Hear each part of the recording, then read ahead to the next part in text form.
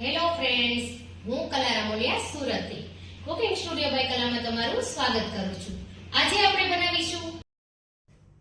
ગરમીની સિઝન શરૂ થઈ ગઈ છે અને બધાને કંઈક ઠંડુ ખાવાનું મન થતું જ હોય છે.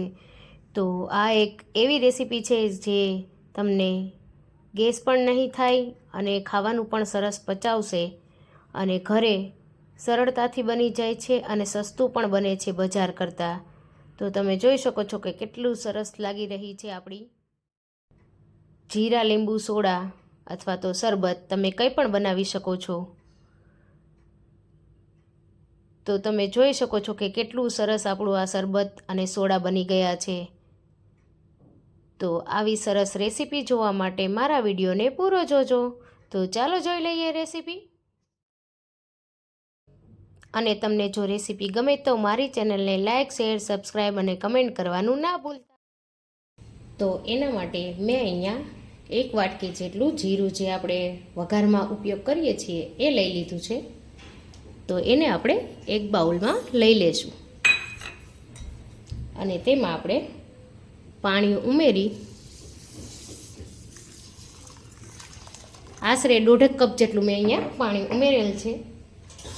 ને ત્યારબાદ આપણે તેને સરસ આ રીતે મિક્સ કરી દઈશું.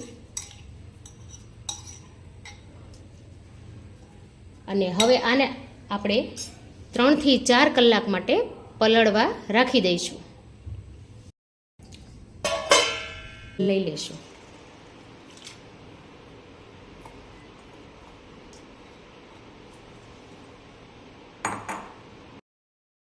હવે તેમાં આપણે જે વાટકીથી આપણે જીરું લીધું હતું એ 2 વાટકી જેટલું પાણી હજી ઉમેરી દઈશું.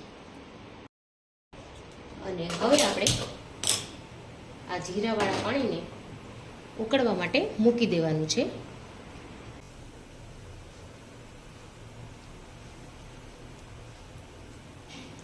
હવે આપણે આ જીરાવાળું પાણી જેમ જેમ ઉકળશે તેમ તેમ જીરું બધું ઉપર આવી જશે.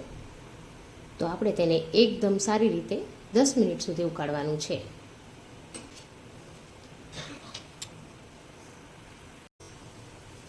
એકવાર વચ્ચે આ રીતે આપણે તેને ચલાવી લઈશું.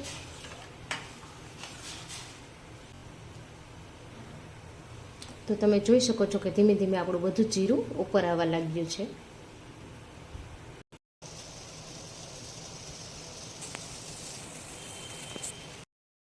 આ રીતે એકદમ સારી રીતે ઉકળે એકદમ ત્યાં સુધી આપણે તેને રાખીશું. તમે જોઈ શકો છો કે જીરું બધું જ ઉપર આવી ગયું છે અને પાણી એકદમ ઉકળવા લાગ્યું છે.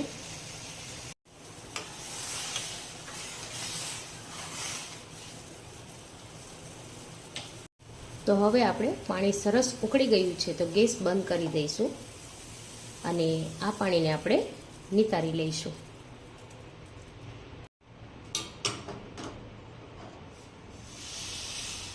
આવી રીતે ચાણીમાં આપણે તેને ગાળી લઈશું.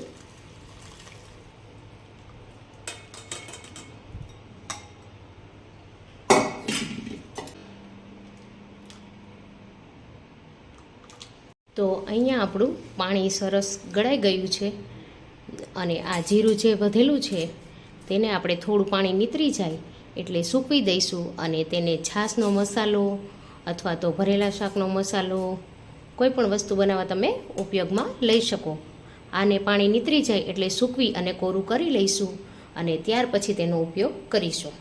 આને પાછું તમે વઘારમાં પણ ઉપયોગ કરી શકો. તો ફરી પાછું આપણે આ ઉકાળેલું અને ગાળેલું પાણી પાછું આપણે બાઉલમાં લઈ લેવાનું છે. આ રીતે એક પેનમાં લઈ લઈશું અને પાછી પેનને આપણે ગેસ પર ચડાવી દઈશું. હવે આ મિશ્રણ આપણે ગેસ પર રાખી દીધું છે મીડિયમ તાપે. તો તેમાં અડધી ચમચી જેટલું બ્લેક સોલ્ટ એટલે કે કાળું મીઠું, જે સંચળ પાવડર આવે છે, તે ઉમેરીશું. અડધી ચમચી જેટલો ચાટ મસાલો અને અડધી ચમચી જેટલો મરી પાવડર, જેનાથી તમને બિલકુલ બજારનો જ ટેસ્ટ આવશે.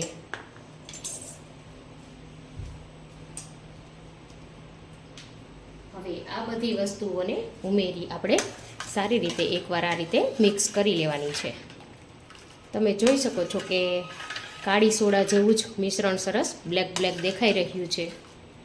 તો હવે તેને આપણે ઉકળવા દેવાનું છે. અહીંયા થોડું પાણી ઉકળવા લાગે એટલે તેમાં અડધી વાટકી જેટલી ખાંડ ઉમેરી દઈશું. તમે ખાંડની જગ્યાએ સાકર હોય, મિશ્રી હોય તે પણ ઉમેરી શકો.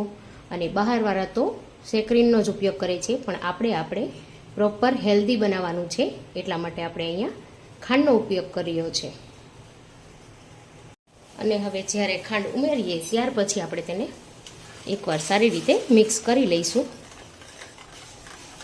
અને ધીમે ધીમે આ મિશ્રણ થોડું ચીકણું થઈ જાય એટલે કે ઘટ થોડી ચાસણી થવા લાગે ત્યાં સુધી રાખીશું.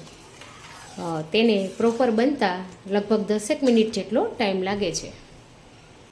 તો તમે જોઈ શકો છો કે મિશ્રણ આપણું સરસ ઉકળી અને ધીમે ધીમે પાણી થોડું બળી ગયું છે. હજી થોડું મિશ્રણ ચીકણું થઈ જાય આ રીતે હાથમાં અડાડતા ત્યાં સુધી આપણે તેને રાખીશું.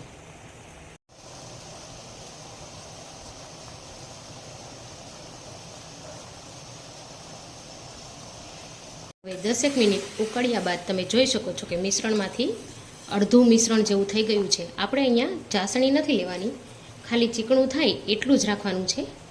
આ રીતે તમને હાથમાં થોડીક ચીકાશ લાગે એટલું જ રાખવાનું છે મિશ્રણને. તો આ રીતે અડી અને ખાલી આ રીતે થોડું ચીકણું લાગે આપણને એટલું જ મિશ્રણ આપણે તૈયાર કરવાનું છે. ચાસણી આપણે અહીંયા બનાવવાની નથી. તો હવે આને 1 મિનિટ રાખી અને આપણે બંધ કરી દઈશું. તો હવે આપણે અહીંયા ગેસની ફ્લેમ બંધ કરી દેવાની છે અને મિશ્રણને થોડું ઠંડુ પડવા દઈશું. હવે મિશ્રણ થોડું ઠંડુ થઈ જાય આ રીતે આંગળી ટચ કર્યા પછી, તો તેમાં આપણે 4 ચમચી જેટલો આશરે લીંબુનો રસ ઉમેરી દઈશું.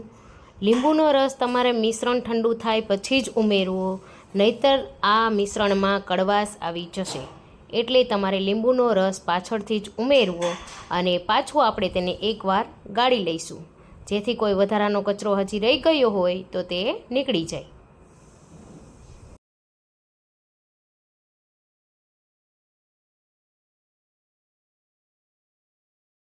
આ રીતે જીરું મેં સૂકવી દીધું હતું. તમે જોઈ શકો છો કે કેટલું સરસ સુકાઈ ગયું છે. એકદમ અવાજ આવી રહ્યો છે. તો તમે આને પાછું યુઝ કરી શકો છો. હવે અહીંયા મેં 2 ગ્લાસ લઈ લીધા છે. તેમાં મેં થોડા ફુદીનાના પાન ઉમેરી દીધા છે. હવે તેમાં 2 થી 3 બરફના ટુકડા બંને ગ્લાસમાં ઉમેરી દઈશું. આપણે જે સિરપ બનાવ્યું છે તેમાંથી આપણે 1 મોટો ચમચો જેટલું સિરપ બંને ગ્લાસમાં ઉમેરી દઈશું. 1 ચમચીની મદદથી સારી રીતે મિક્સ કરી લેવું બરફ સાથે. હવે આપણે 1 ગ્લાસમાં ઠંડુ એકદમ પાણી ઉમેરશું, એટલે કે તે આપણે જીરા શરબત બનાવીશું. તો આ રીતે ખાલી ફક્ત ઠંડુ પાણી ઉમેરી આપણે સરસ મજાનું જીરા શરબત બનાવી શકીએ છીએ. તો તૈયાર છે આપણું જીરા શરબત. હવે આપણે જીરા સોડા બનાવવા માટે અહીંયા મેં એક પ્લેન સોડા લઈ લીધી છે, તે ઉમેરી દઈશું.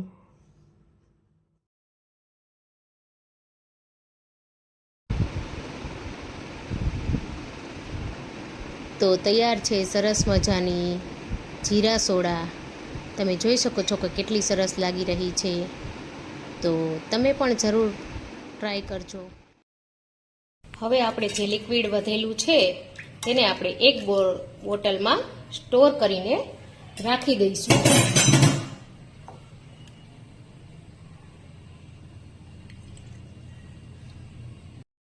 તો અહીંયા આ રીતે મેં કાચની બોટલમાં લિક્વિડને ભરી લીધું છે. તમારે જ્યારે પણ શરબત પીવાની ઈચ્છા થાય ત્યારે તમે તેને આમાંથી કાઢી અને પી શકો છો.